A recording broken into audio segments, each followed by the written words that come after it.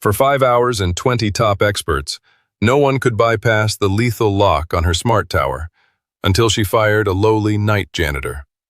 The rain lashing against the double-reinforced smart glass of the 85th floor of Sterling Heights sounded like a volley of lead.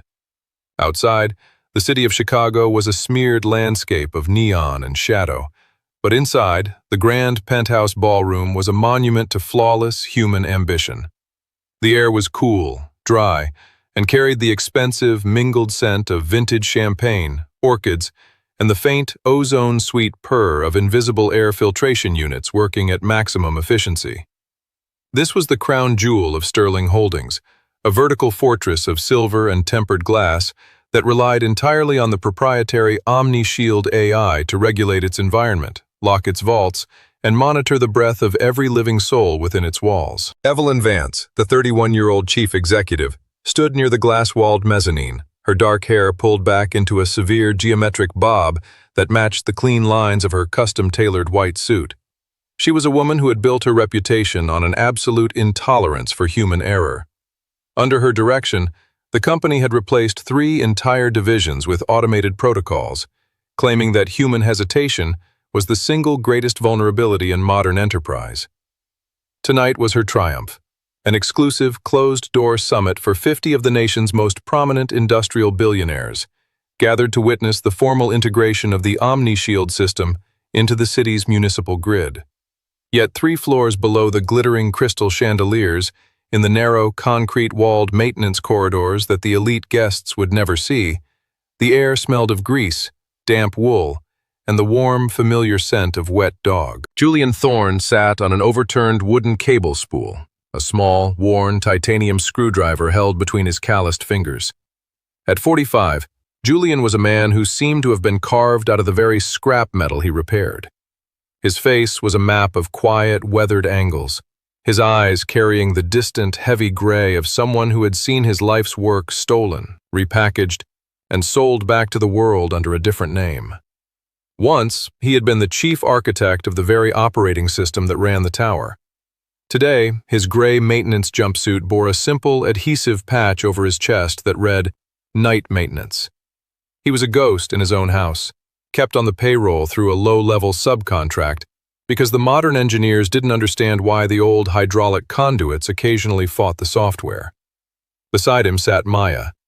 His 9-year-old daughter was curled on a pile of clean drop cloths, her deep, dark eyes fixed on a notebook of engineering sketches. Maya had been born profoundly deaf, existing in a silent world that Julian had spent the last 9 years trying to translate for her. She wore a custom-made black mesh glove on her left hand, a device Julian had built in his spare time using salvaged sensors. As she traced her fingers along the drawings of gears, the glove converted the subtle movements of her hand into tiny, rhythmic vibrations against her wrist, a private, tactile language that only the 2 of them understood. Resting his heavy chin on Maya's scuffed boot was Sarge. The Belgian Malinois was a retired military working dog, a veteran of 2 tours in the dry heat of Kabul, who had lost half of his left ear to a shrapnel burst. Sarge's golden-brown coat was graying around his muzzle, and he moved with the slow, dignified stiffness of an old soldier. But his eyes remained sharp, and his nose was a precision instrument, capable of detecting a microscopic chemical imbalance in the air before the building's digital sensors could register a parts-per-million fluctuation. "Julian," a voice crackled through the low-frequency radio on his belt. It was Daniel, the third-shift security guard who had known Julian since the days before the merger. "The executive service elevator is acting up again. The tension logs are throwing a secondary vibration warning.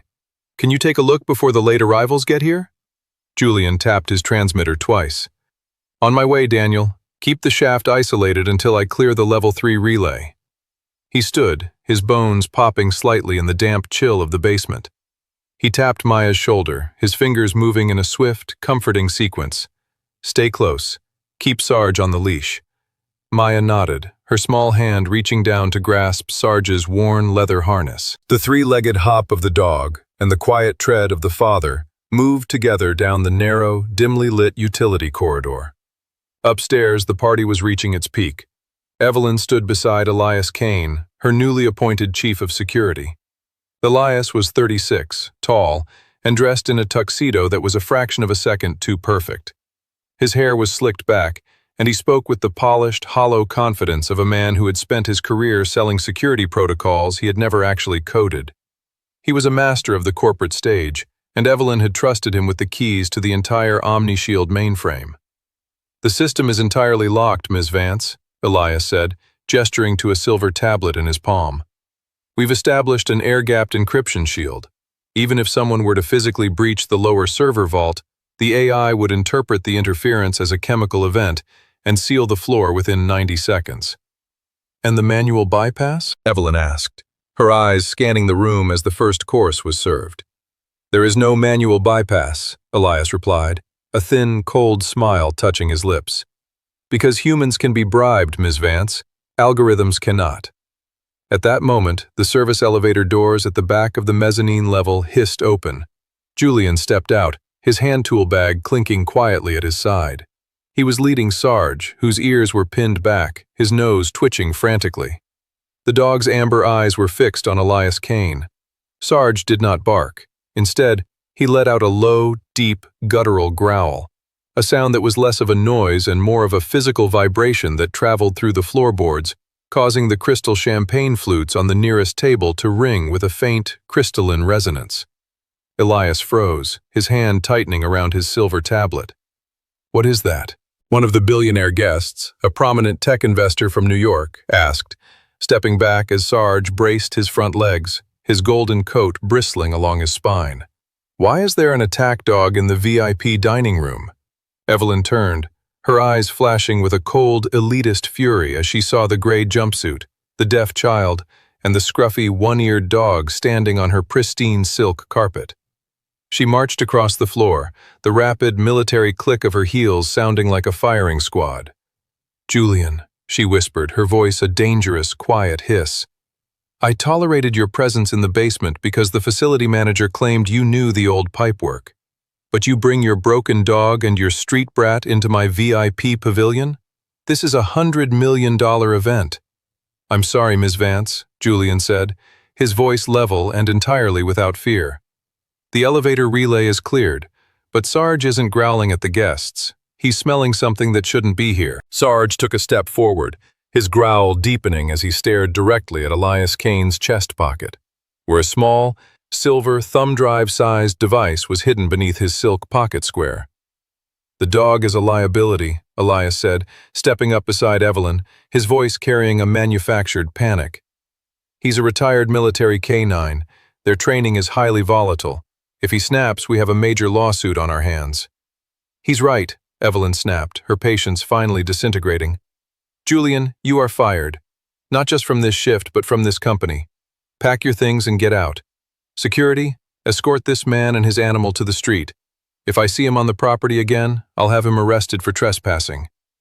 Two large security officers in black suits stepped forward, their hands resting on their utility belts. Julian did not argue. He did not raise his voice. He looked at Elias Kane, noticing the faint, nervous sweat at the man's temples and the way his fingers kept twitching toward the silver tablet. Julian knelt beside Maya, his hands signing to her quickly. "We are leaving, sweetheart. Grab your drawings." He stood up, took the leash, and looked at Evelyn Vance one last time. "The system you're so proud of, Ms. Vance," Julian said, his voice carrying a quiet, heavy authority that seemed to silence the nearest tables. "It doesn't know the difference between a fire and a thief. If you let Elias run the diagnostic cycle tonight, you'll find out that some locks are designed to keep the world out, but some are designed to keep the victims in." "Get him out," Evelyn said, turning her back on him. Julian walked toward the service exit, Barnaby hopping silently at his side, and Maya clutching his hand as they stepped out into the cold, torrential rain of the Chicago night. He did not know that in less than 30 minutes, the very air they had just left behind would begin to turn to poison. The rain had turned the streets of Chicago into a slick, black mirror by the time Julian reached his old, dented pickup truck. He settled Maya into the passenger seat, wrapping a dry, heavy canvas jacket around her shoulders. Sarge climbed into the back, shaking the rain from his golden coat before resting his head on his paws, his ears still twitching toward the distant, towering silhouette of Sterling Heights. Julian sat behind the steering wheel, his hands gripping the worn plastic, his eyes fixed on the 85th floor of the tower where the lights still burned like a crown of cold diamonds. He knew the machine he had built. He knew that the Omni-Shield was not a passive network. It was an organism. And right now, Elias Kane was trying to feed it a poison it would not swallow. At exactly 10:45 p.m., 3 floors below the ballroom, the silence of the primary server vault was broken by the quiet click of a silver USB drive sliding into the master terminal. Elias stood before the massive, pulsing blue towers of the mainframe, his face illuminated by the cold light of his tablet. He was not looking at the diagnostic logs. He was executing a deep network harvest, pulling the biometric encryption profiles of the 50 billionaires dining upstairs, data that was worth more on the black market than the building itself. Harvest sequence at 80%, Elias muttered to his technician, a pale young man who was frantically typing on a secondary console. Once the transfer is complete, we initiate the software loop. The system will report a temporary power fluctuation, and we walk out before anyone realizes their accounts have been cloned. But Elias had not designed the core kernel of the Omni-Shield. He had inherited a system he believed was merely a collection of high-end security algorithms. He did not know that deep within the baseline code, hidden beneath 3 layers of air-gapped protection, lay a defensive protocol Julian Thorne had written in the dark 5 years ago, after his first wife had died in a poorly ventilated industrial accident. It was a protocol designed to protect human life at all costs, a protocol called the Sovereign Vault. Suddenly, the blue lights on the server towers turned a sudden, warning amber. "Threat detected," a synthetic mechanical voice announced over the vault speakers. "Unauthorized external data harvest in progress. Mainframe integrity compromised." Elias laughed, his fingers flying across his tablet. "Bypass it. Send the override code." "I'm trying, sir," the technician gasped, his face turning slick with sweat. "The override is being rejected. The system it's rewriting its own access keys. It's entering an automated containment cycle." Above them, in the grand ballroom, the lights did not flicker. They did not dim. Instead, the smart glass windows, which had been displaying the glittering skyline of the city, instantly turned a solid, impenetrable charcoal black. The air conditioning units, which had been purring with a quiet, polite hum, went dead. A deep, heavy hydraulic groan shuddered through the walls as titanium security shutters slid down over every exit, every elevator shaft, and every air vent. Evelyn Vance stood in the center of the room, her wine glass slipping from her fingers and shattering against the marble. "Elias," she shouted into her collar mic, "what is happening? Why are the security shutters engaging?" There was no answer, only the low, heavy hiss of the air filtration units reversing their flow. "The air," the tech investor from New York gasped, clutching his throat. "The pressure is dropping, it's siphoning the oxygen." In the server vault, Elias was screaming at his console. His tablet had gone entirely black, replaced by a single, pulsing green waveform that he had never seen before. "Hack it! Use the emergency master key! We have 40 minutes of air in this building before the pressure drop causes lung collapse." "The master key is blocked, sir," the technician cried, his hands shaking so violently he could barely hit the keys. "The AI has entered lethal safeguard mode.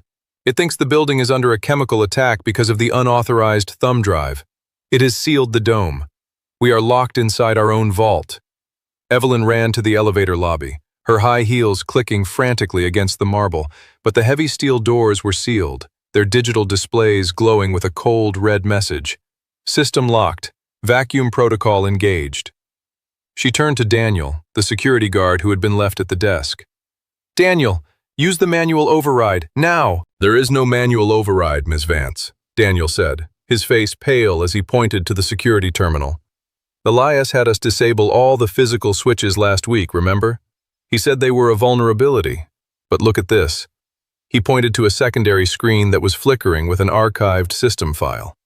It was a document dated 8 years ago, signed by a name that had been deleted from the company's active records. "The system was built with a biological dead man's switch," Daniel whispered, his voice trembling. "Elias's team didn't know about it because it's embedded in the physical architecture of the micro-relays. The system is waiting for a specific haptic frequency, an acoustic vibration that can only be generated by a hand-tuned resonance key. If it doesn't receive that key in 30 minutes, the software will initiate a permanent data purge, and the oxygen scrubbers will never turn back on. "Who has the key?" Evelyn demanded, grabbing his collar, her perfect hair now wild, her white suit creased with panic. "Who designed this system, Daniel?" Daniel looked at her, his eyes filled with a grim, heavy irony. "The man you just threw out into the rain, Ms. Vance, Julian Thorne. He wrote the Sovereign Vault. And the frequency is programmed to the haptic sensor glove he built for his daughter." Evelyn stepped back, her breath coming in short, shallow gasps. The air in the ballroom was already growing thin, the billionaires around her slumping onto the silk carpet, their expensive suits offering no protection against the lack of air. She looked at the blackened smart glass. She looked at her father's legacy, realizing that in her pursuit of a flawless, machine-run empire, she had built her own tomb. "Get my car," she whispered to Daniel. "The garage is sealed, Ms. Vance," Daniel said. "But the fire stairs have a one-way mechanical escape latch. You can get out, but you'll have to walk into the storm." Evelyn did not hesitate. She kicked off her Italian leather heels, leaving them on the marble floor beside the shattered glass. She ran down the concrete stairs, her stockings tearing, her feet bruising against the cold stone, until she pushed through the heavy metal fire door and tumbled out into the freezing, torrential rain of the Chicago night. She was no longer a CEO. She was a desperate woman running through the mud, her white suit soaked through, her lungs burning from the thin air she had just left behind, searching for a man she had dismissed as nothing but trash.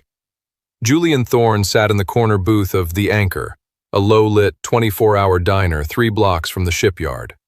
The air inside smelled of grease, maple syrup, and the comforting hum of an old refrigerator. Maya was silently color-coding a map of the solar system in her sketchbook, her custom haptic glove resting on the laminate table, occasionally buzzing with a gentle, reassuring pulse as Julian tapped his fingers against her wrist in a slow, rhythmic code.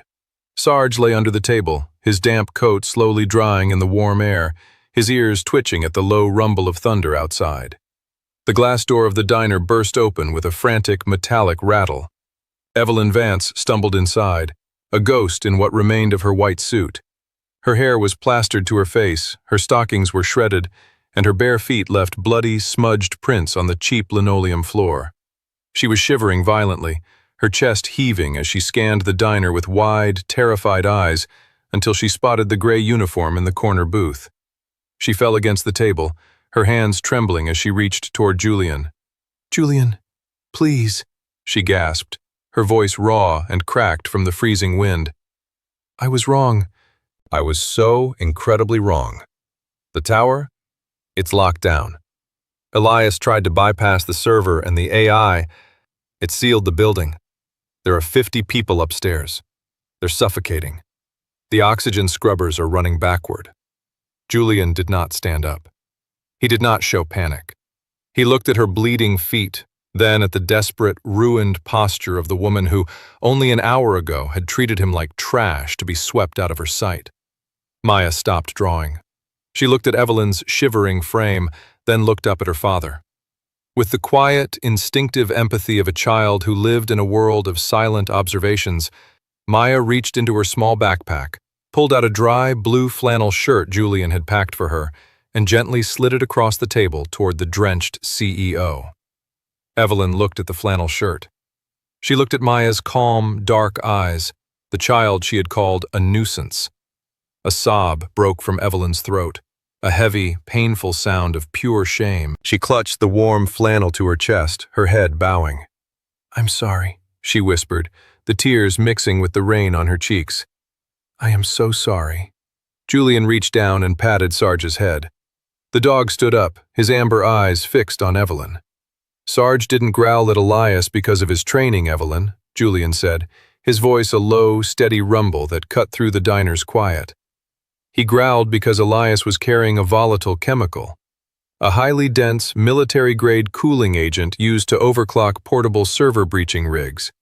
It's highly toxic if exposed to copper contacts. Sarge spent 3 years in Kabul detecting that exact compound in hidden munitions labs."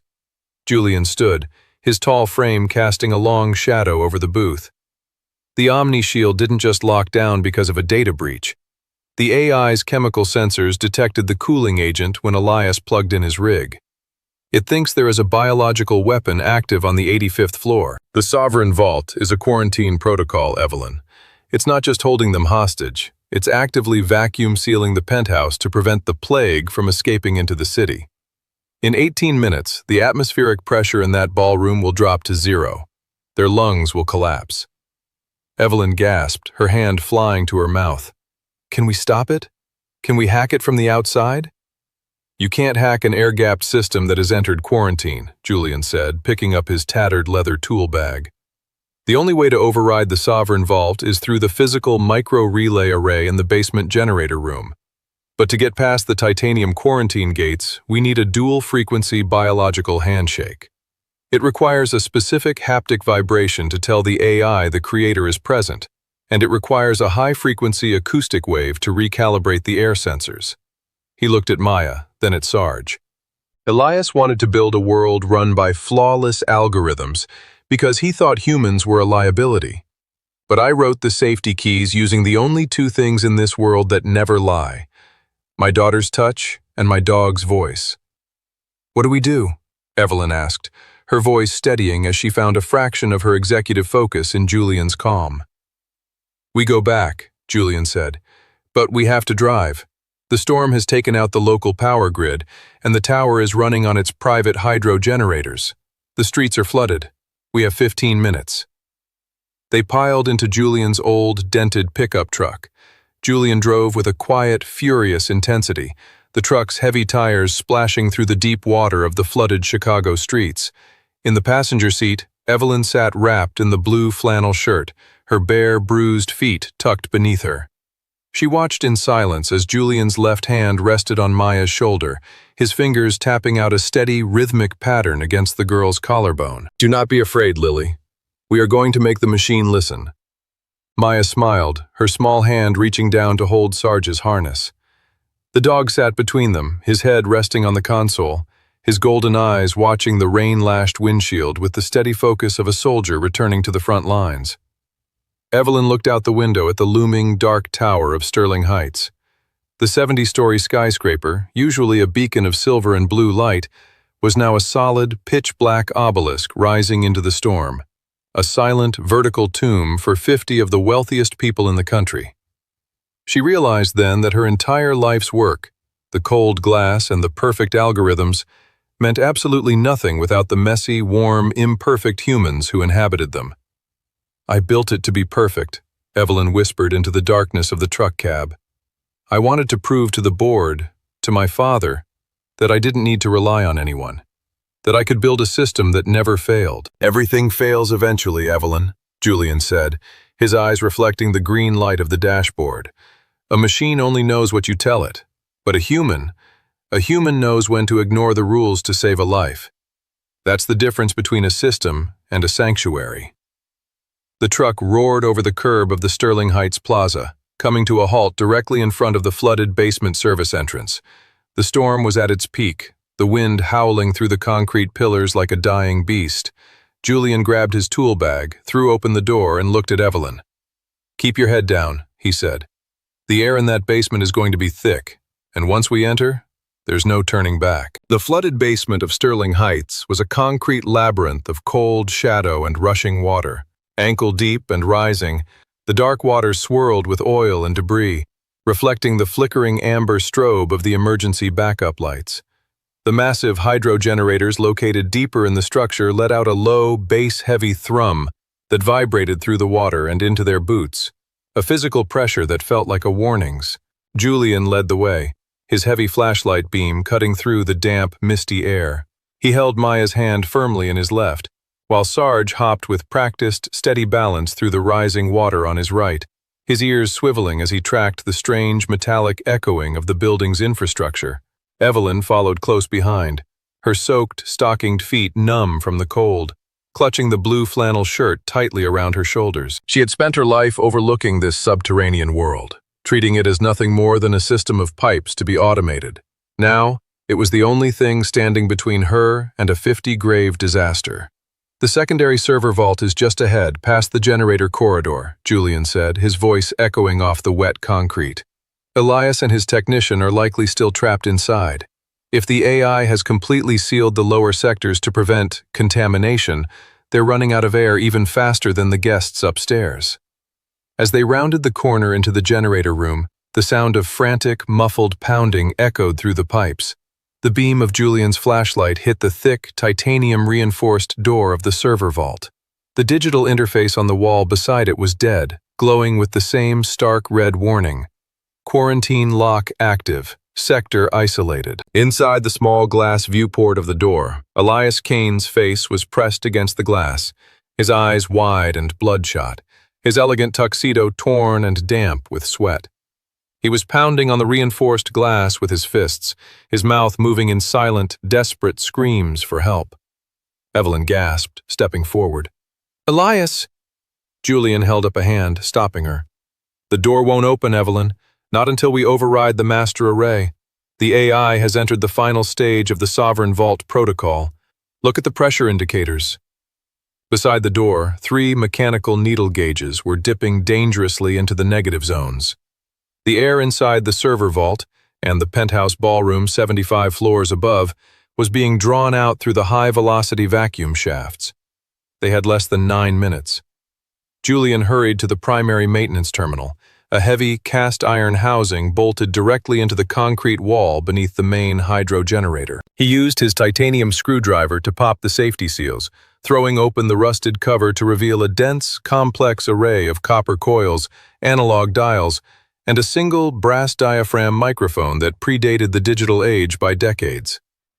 "This is the heart of the failsafe," Julian said, his hands moving with blind, instinctual speed as he adjusted the analog dials. "This is where the software connects to the physical world. Vane's developers didn't touch this because they thought it was obsolete." He turned to Maya, kneeling in the cold water so he was at eye level with her. The flashlight beam illuminated her calm, steady face. She wasn't afraid. She was looking at her father with the absolute trust of a child who knew she was safe as long as he was there. Julian took her hand, his fingers tapping a fast, rhythmic pattern against the palm of her black, haptic glove. "We are going to play the song for the machine, Maya, just like we did at the desk. But this time, we have to make the water dance." Maya nodded. She stepped up to the copper terminal, placing her left hand, covered in the mesh glove, flat against the cold brass diaphragm. She closed her eyes, her head tilting slightly as she felt the deep, mechanical vibration of the hydro generator humming through her boots and into her bones. She began to sign with her right hand, her movements slow, deliberate, and beautiful in the dim, amber light. As her hand moved, the sensors in her left glove translated her gestures into a series of microscopic, high-frequency electrical pulses that rippled directly into the analog terminal. On the small, circular monitor of the console, a green line of light began to move, tracing a jagged, vibrating path that slowly began to smooth out into a perfect, rolling wave. "It's reading the haptic signature," Evelyn whispered, leaning over Julian's shoulder, her breath caught in her throat. "The bypass. It's accepting the code." "Haptic verification pending." A static, choked, mechanical voice rasped from the old horn speaker above the console. "Phase 1 complete. Awaiting Phase 2, acoustic resonance." Julian turned to Sarge. The dog stood beside the rising water, his chest deep, his amber eyes fixed on the brass microphone array. "Sarge," Julian said softly, "the bad scent is still here. Speak." Sarge braced his 3 legs, his head lowering, his chest expanding as he took a deep, steadying breath. And then, he growled. It was not the growl of an angry dog. It was a low, deep, rhythmic hum, a sound that vibrated at exactly 44 hertz, the resonant frequency of the titanium valves inside the building's master air scrubbers. The sound echoed off the wet concrete walls of the generator room, combining with the roar of the waterfall-fed generators outside to create a strange, beautiful harmony that seemed to shake the very foundations of the tower. Inside the micro-relay terminal, a set of ancient, gold-plated tuning forks began to vibrate in sync with the dog's voice. The needles on the pressure gauges flinched. "Come on," Evelyn whispered, her hands clenched into fists, her eyes fixed on the red warning light. "Please." Sarge shifted his frequency, his growl rising into a sharp, clear bark, a single, pure note of 44 hertz that struck the brass diaphragm with the force of a hammer. A loud metallic click echoed through the pipes. "Acoustic verification confirmed," the mechanical voice announced.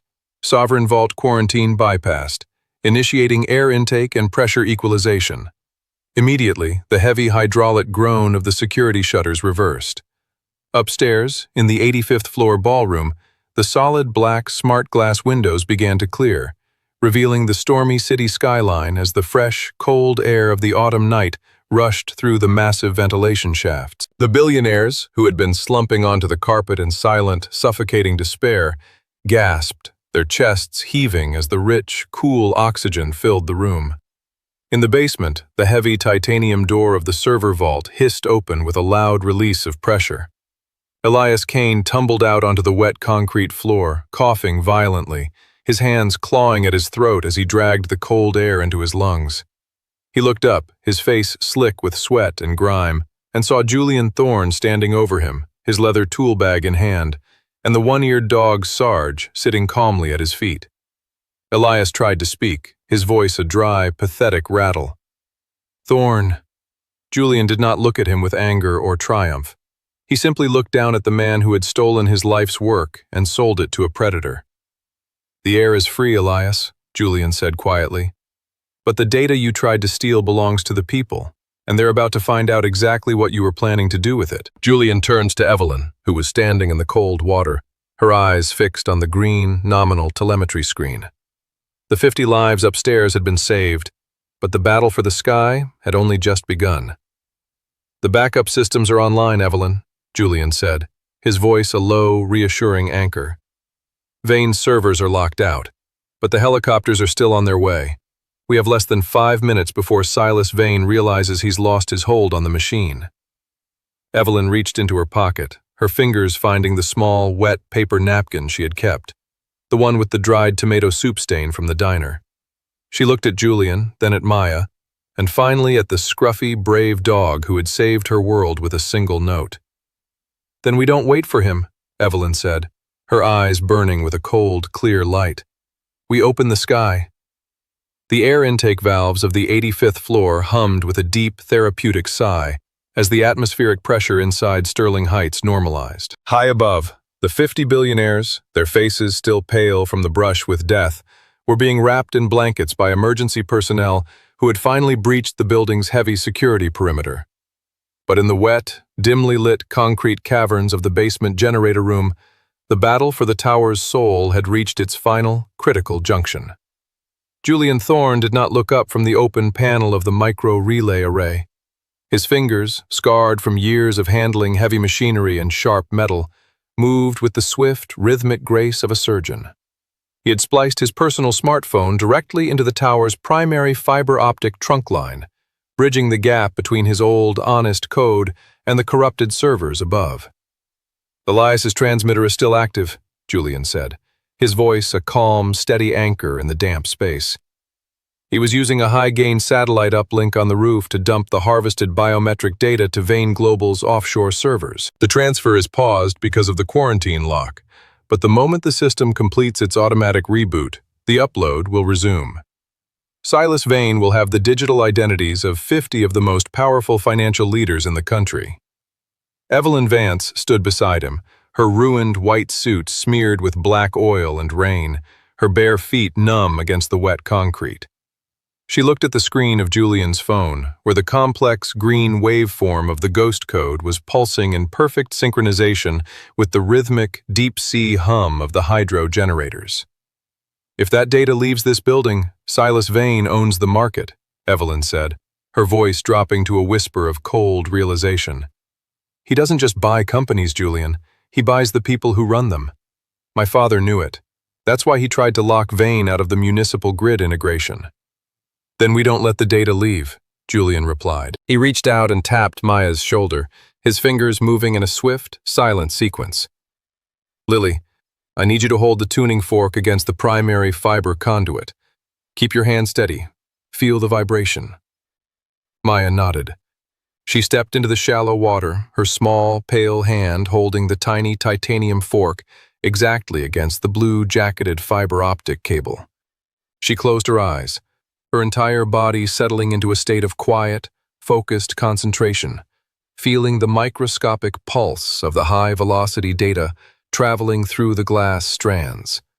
Sarge stood beside her, his head low, his ears pinned back as his golden eyes tracked the slow, downward descent of the main elevator shaft at the back of the room. The lift was coming, and it wasn't the police. With a heavy hydraulic hiss, the service elevator doors slid open.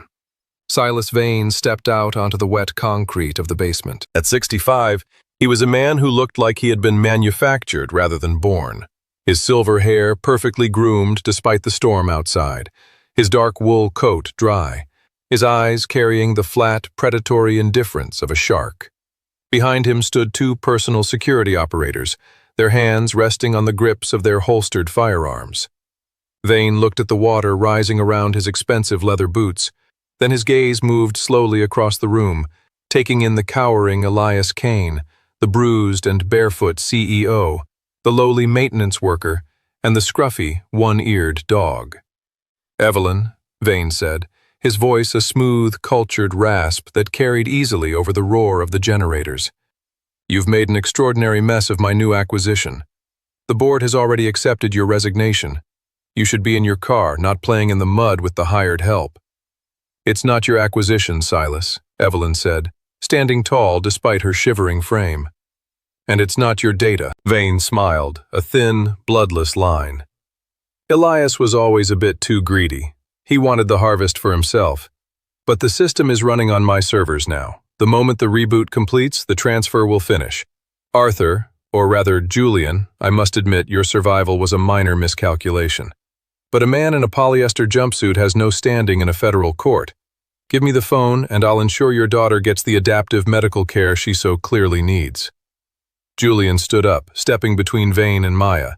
Sarge moved with him, his golden-brown coat bristling, his three legs braced against the concrete as he let out a low, warning rumble that vibrated through the rising water.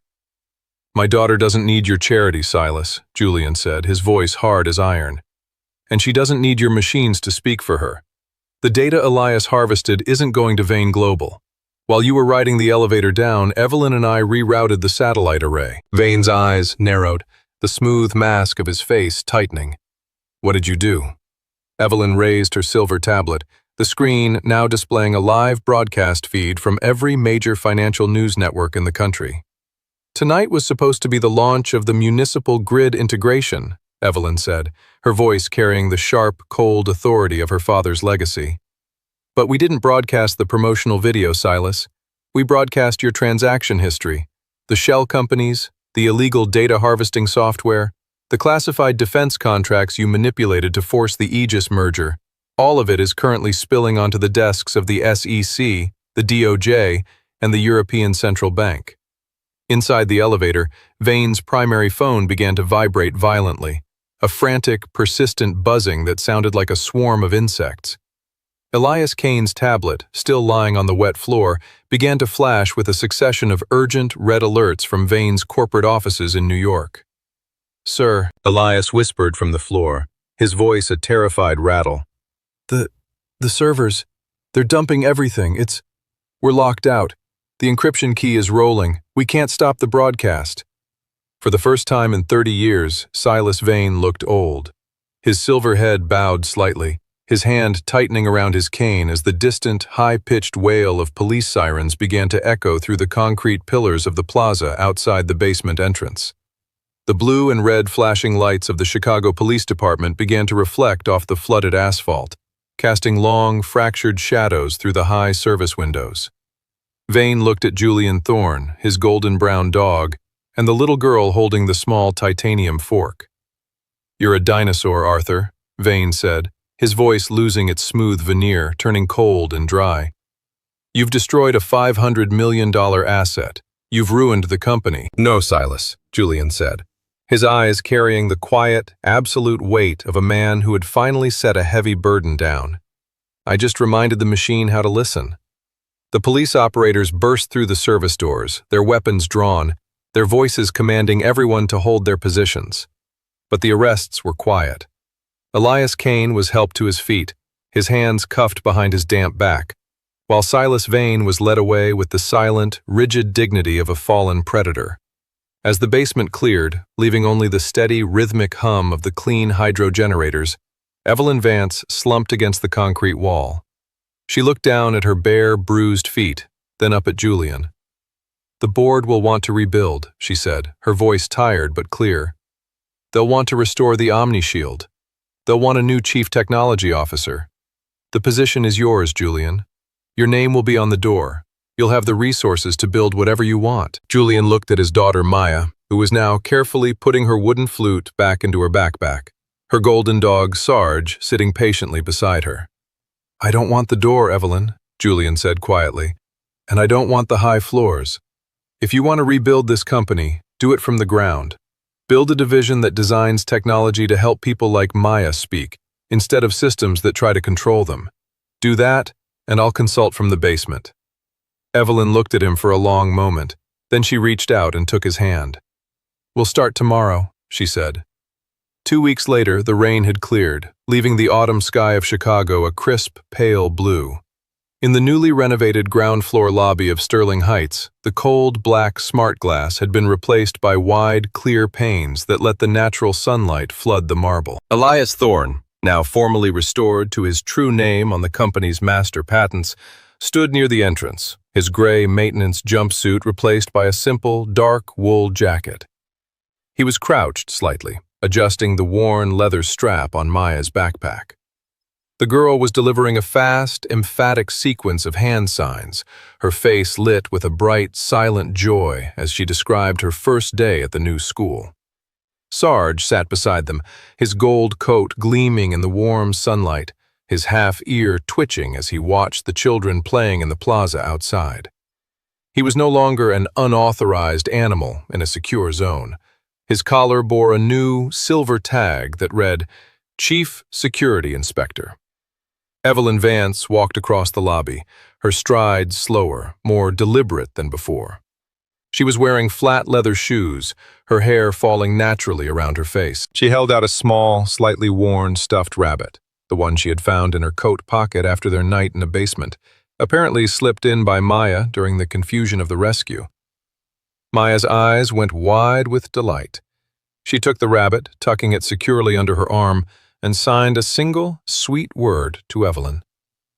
"Thank you." Evelyn looked at Julian. There was no corporate strategy between them, no unresolved tension, and no performed distance. It was the quiet, hard-won understanding of two people who had stood in the dark together and learned, through the silence of a long and breaking night, how to hear the same music. "We have the first prototype for the adaptive communication glove ready for testing," Evelyn said softly. "The developers are waiting for your notes." Julian smiled, a real, warm expression that erased the years of shadow from his face. He picked up his small leather tool bag, took his daughter's hand, and looked down at his faithful companion. "We're ready," Julian said. They walked together toward the lift, their shadows stretching long and warm across the sunny marble floor, as the quiet, steady pulse of the city continued outside, running not on the cold, flawless calculations of machines, but on the warm, beautiful rhythm of the human hearts within.